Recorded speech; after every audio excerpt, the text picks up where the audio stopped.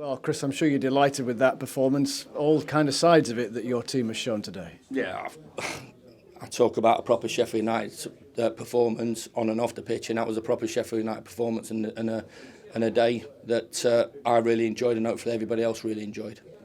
Lots of silky build-up play in the first half. Coulda, woulda, shoulda in terms of chances created. Really 1-0 might have been more. Yeah, we created stuff in the second half as well. I never felt we were in danger. As if people know football, which the majority of our supporters do, know that they have to take chances and they have to risk. And we had to defend and we had to tackle and we had to fight and scrap. But you've seen that all those attributes and the contributions of everybody when they had to. Rian coming on, we're still nowhere near how we really want to be. But I thought we dominated the game, and when we had to see out their bit, we did. I didn't really remember anything of note in terms of a team that scored goals as well, and it will be a team that's in and around it right the way through the season, who started the season off in fantastic fashion under Tom. So we know it was going to be that type of game. So, but we still played. We never panicked. We have to all realise, unless we get 3 or 4-0 up, that 2's a dangerous scoreline. 1's an even more dangerous scoreline. So getting that balance between just going and pressing and getting picked off is key, and we didn't. When we went after it, even late on, we went after it and forced errors. And when we have to sit in and protect and be nice and strong and solid, we were. So the shape out of possession was just as pleasing as the for me, great football that we played right the way through, the chances that we created. And yeah, again, Raksaki's making his debut, home debut, which was great for him. Missed a penalty, which Keith, I think Keith has scored like 9 out of 9. So really important that we got that win, and I thought it was fully deserved. Yeah, well, there's quite a few points there. I mean, Raksaki for a home debut was super, wasn't he, down the right hand side? Going to be a player. 2 big bids in to Crystal Palace for his services. 1 out of our division, 1 out of the Premier League. We've beat off a whole host of Championship clubs. We pitched to him. We pitched to Callum O'Hare. We pitched to Shackleton. We pitched to all the other players. They want to come here, and I think if I was a player, I'd want to come here on days like today. One of the reasons why Cooper perhaps didn't have lots to do was because some of the covering today, particularly from Anel, he had the eye-catching one, but there was a lot of great covering from your defenders today. Well, you have to, tired legs and recovery runs. We're getting forward. We want to go and get forward and go and dominate the ball and get into goal-scoring positions. And then if it doesn't come off, there's a recovery run in it. So, one to note was Anel. Another one was Vinny late on when he's cramping up. So I've said, at half-time, it's a mentality thing. It's all in your head. Dig in, fight for the shirt, and it got lively, and I'm pleased that we stood up to that challenge, and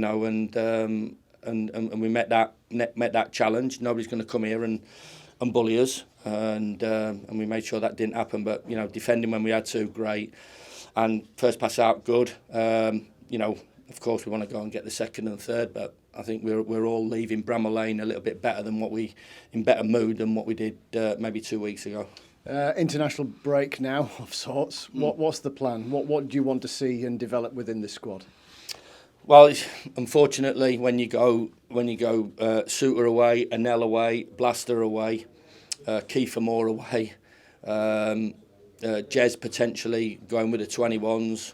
There's 5 or 6 of them that are not going to be here. So, in terms of from the tactical point of view, it's quite difficult. What he will do is give the boys a time to breathe, because they put a lot into the first 4 games of the season from the league point of view. So there's a couple that are carrying knocks as well, so that allows them to recover. And we'll work with them, and they'll have days off to get their heads down and concentrate on other things and come back to work and look forward to another big game when we restart all on Friday night. Andre Brooks wasn't in the match day squad today. How come?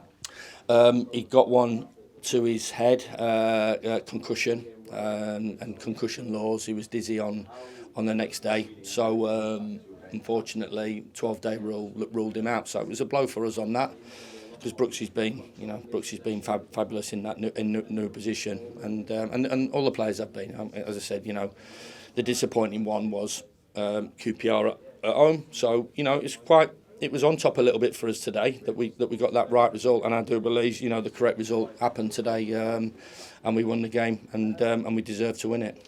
Just as a final one, I mean, we've spoken before about squad management and fatigue-related issues, etc. Now that the transfer window's closed, are you minded? Do you have scope to look at free agency? Is that something that is on your mind? I don't know. I'm just going to concentrate on that group of players that are giving everything for the shirt, whether it's City at the end, whether it's Marshy, who wasn't in the group, whether it's the young boys. There's a lot gone off over the last, it's been, since even the boys come back, late June, so, July, August, so 8-10 weeks, there's a hell of a lot happened. They've had to take a lot in. The supporters have had to take a lot in, changes going out. And I've got to say, to be in this position, 2 wins and 2 draws from the amount of what we've had to do in that 10 weeks I think is decent, and I'm sure we won't. The boys know that they won't allow time for me to take the foot off the gas, and we're demanding, and we'll demand a little bit more out of them, and hopefully we can have more days like this, especially here.